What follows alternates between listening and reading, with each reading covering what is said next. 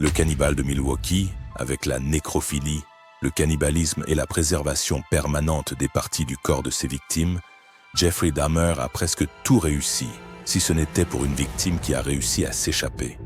Dahmer avait l'habitude d'attirer principalement de jeunes hommes et garçons afro-américains dans son appartement, où il mettait des drogues dans leurs boissons. Ensuite, il faisait ce qu'il voulait avec eux.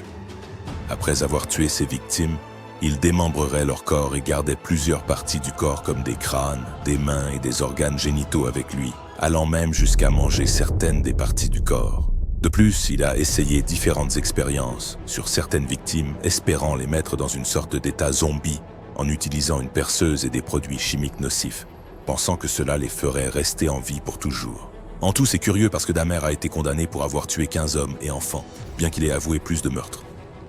Peut-être que le pire n'est que le nombre aurait pu être moindre, car une de ses victimes, un enfant mineur de Los Angeles, a réussi à s'échapper de sa maison, même lorsque Dahmer lui avait percé un trou dans la tête. La police est retournée chez Dahmer après qu'il ait menti en disant que c'était son petit ami ivre.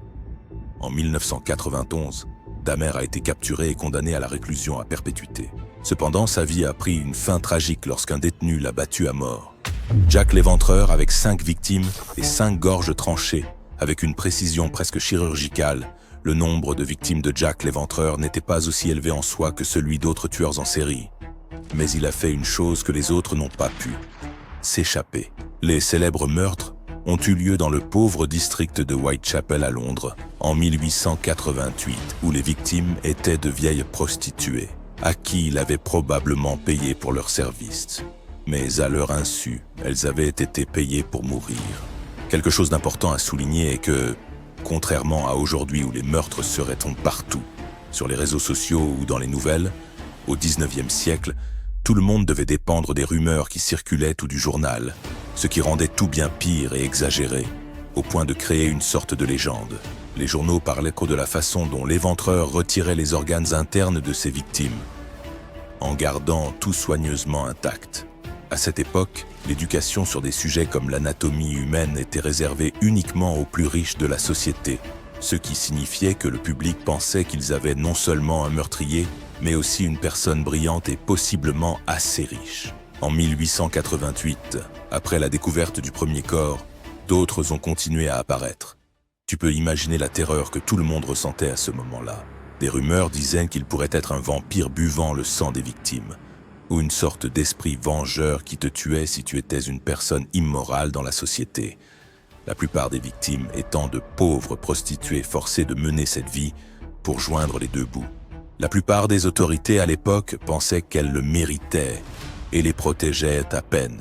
Ce qui est curieux, c'est que même malgré l'intense enquête de l'époque et les nombreux suspects proposés au fil des ans, l'identité de Jack l'Éventreur reste l'un des plus grands mystères jusqu'à aujourd'hui. Ted Bundy. À première vue, comme beaucoup de tueurs en série, on disait que Ted Bundy était un type charmant et charismatique. Bundy utilisait presque toujours son charisme pour gagner la confiance de sa prochaine victime. Bundy était bon en conversation et semblait agréable, ce qui faisait que les gens lui faisaient confiance. Cela, évidemment, n'était qu'un stratagème pour lui rendre beaucoup plus facile de trouver une nouvelle victime. Pendant presque 4 ans, il commettrait plus de 30 meurtres, sans que personne ne soupçonne quoi que ce soit en raison de son apparente amabilité. Entre 1974 et 1978, Bundy a entrepris une série de meurtres dans plusieurs États, se concentrant principalement sur de jeunes femmes et des filles. Il attirait ses victimes en se faisant passer pour une figure d'autorité ou en prétendant avoir besoin d'aide, en utilisant des choses comme faire semblant d'être blessé et utiliser des béquilles ou une écharpe pour manipuler les victimes afin qu'elles l'aident. Cela ne le rendait pas seulement moins menaçant, mais offrait également une grande opportunité de les approcher de son véhicule juste pour les violer brutalement et les assassiner. Ces méthodes de meurtre étaient particulièrement horribles, car il revenait souvent sur les scènes de crime pour se livrer à des actes de nécrophilie. Le pire, c'est qu'il a décapité au moins 12 de ses victimes et a gardé leur tête tranchée pour s'en souvenir à sa manière de journal de crime, mais avec des têtes. Bien qu'il commette ses meurtres presque régulièrement encore et encore, Bundy a pu éviter d'être capturé pendant des années grâce à sa capacité à se fondre dans la société. Quand il était un tueur de masse, il semblait être un type normal de l'extérieur. Il sortait avec des femmes, avait un travail et n'était pas socialement maladroit. Lors de son procès éventuel en Floride, Bundy est devenu son propre avocat et a tenté de se présenter comme une victime de la pornographie et de la vie familiale dysfonctionnelle. Cependant, les preuves contre lui étaient accablantes et il a finalement été déclaré coupable et condamné à mort. Le tueur du Zodiac. C'était un tueur qui ne semblait pas tuer juste pour le faire, mais plutôt pour l'attention médiatique qui en découlerait. Pour lui, à la fin de la journée, tout n'était qu'un jeu de chat et souris. Il semblait aimer l'idée de ce jeu entre lui et la police et prenait plaisir à la peur qu'il causait. Il envoyait des lettres très détaillées à la police et aux médias, leur fournissant des informations sur les meurtres que seul le tueur connaîtrait. Il ajoutait également un sens de la moquerie envers la police en envoyant des lettres avec des codes secrets, disant qu'il pourrait pas savoir qui il était s'il les résolvait. Les crimes du Zodiac ont commencé par la fusillade de 2 adolescents dans un chemin des amoureux à Venise, Californie. Décembre 1968. Au cours de l'année suivante, il a fait plusieurs autres victimes, narguant les autorités avec des messages. Il rendait hommage aux jeunes couples comme victimes dans des endroits tranquilles et planifiait soigneusement pour s'assurer, bien sûr, d'attirer l'attention de la police. Malgré une enquête intense et des centaines de suspects potentiels, il n'avait que des preuves ADN pointant vers différents suspects, mais il n'a jamais été identifié. Ses célèbres lettres affirmaient qu'il avait tué jusqu'à 37 personnes, bien que les autorités n'aient pu le relier qu'à 5 meurtres confirmés. Le clown tueur John Wayne Gacy serait Pogo, le clown, lors d'événements communautaires, locaux et œuvres de charité. Mais en privé, il serait le tueur en série qui a tué 33 jeunes dans sa maison dans le canton de Norwood Park, Illinois. Entre 1972 et 1978, Gacy a attiré au moins 33 jeunes et enfants chez lui, après avoir annoncé des emplois dans des lieux publics. Une fois à l'intérieur, il les violait avant de les étrangler ou de les étouffer à mort. Sa série de meurtres s'est terminée en 1978, lorsque la police a découvert un nombre significatif de restes humains enterrés dans l'espace sous sa maison et aux alentours.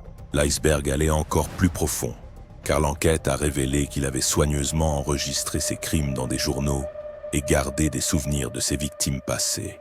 Tout cela n'avait été qu'un simple jeu pour lui, et on dit que cela lui apportait beaucoup de bonheur. En 1980, Gacy a été déclaré coupable de 33 meurtres et condamné à mort.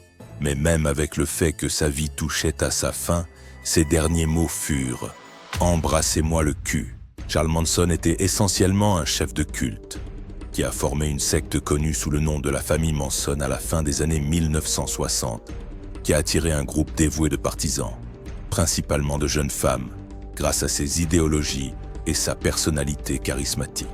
Il prêchait une philosophie très sombre qui impliquait de déclencher une guerre raciale appelée Helter Skelter, avec le plan de commettre des meurtres contre des célébrités et de les attribuer à des gangs noirs particuliers. En août 1969, sur les ordres de Manson, des membres de son culte ont assassiné l'actrice enceinte Sharon Tate, ainsi que 4 autres personnes dans sa maison de Los Angeles.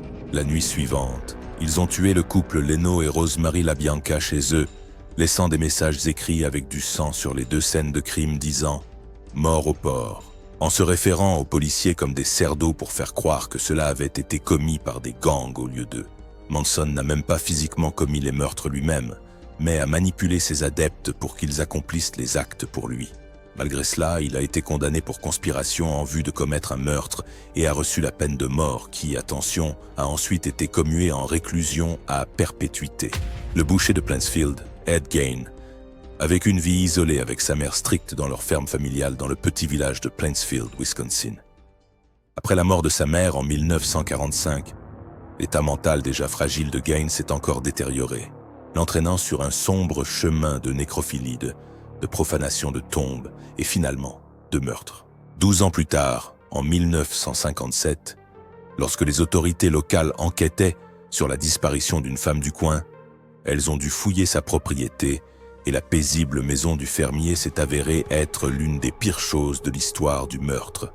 Gein avait fabriqué des articles ménagers et des vêtements en utilisant de la peau humaine et des parties de corps, y compris des crânes utilisés comme bols et des meubles en peau humaine.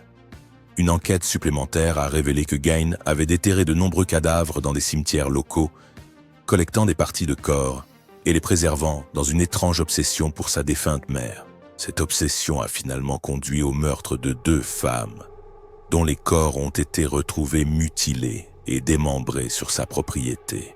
Jane a finalement été diagnostiquée avec une schizophrénie paranoïde et a été déclarée légalement insensée.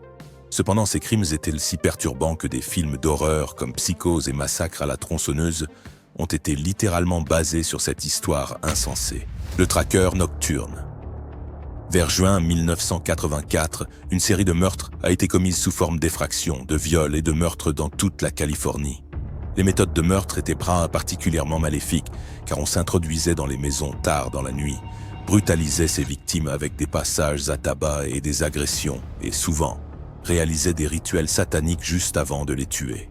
La police savait parfaitement qu'elle avait affaire à un lunatique qui cherchait ses victimes chaque nuit.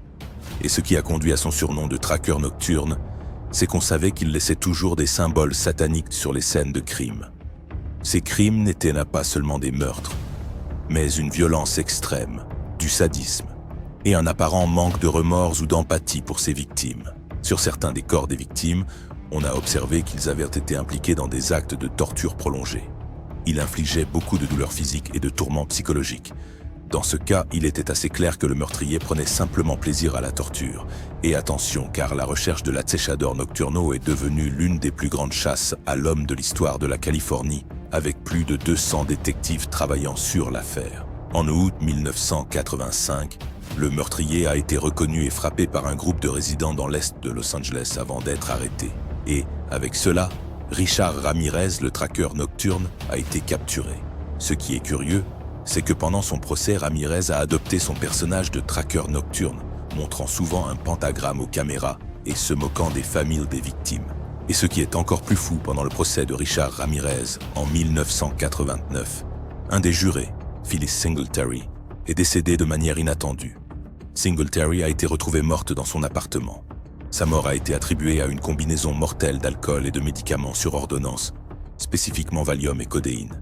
Il est curieux que la mort de Singletary soit survenue pendant la phase de peine du procès de Ramirez, et à cause de cela, beaucoup de gens à l'époque pensaient que Ramirez avait causé la mort.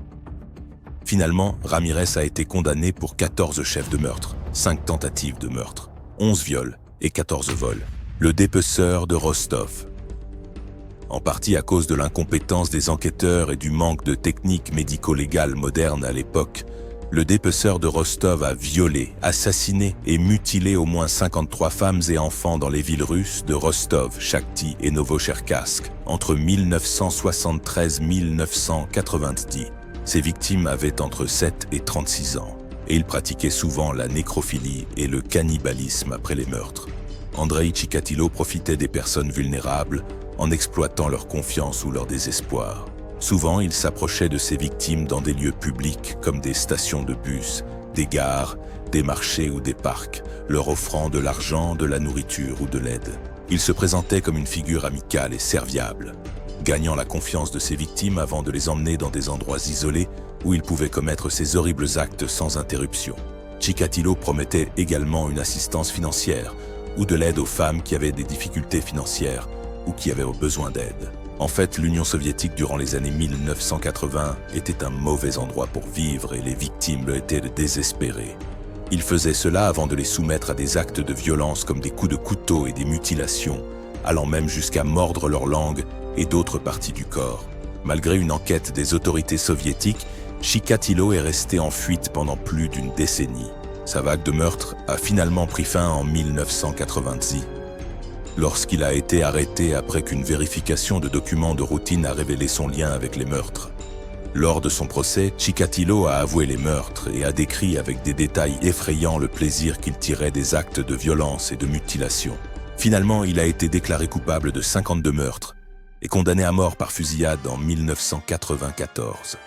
N'oubliez pas de soutenir ce type de contenu en vous abonnant et en regardant cette autre vidéo très curieuse qui vous plaira.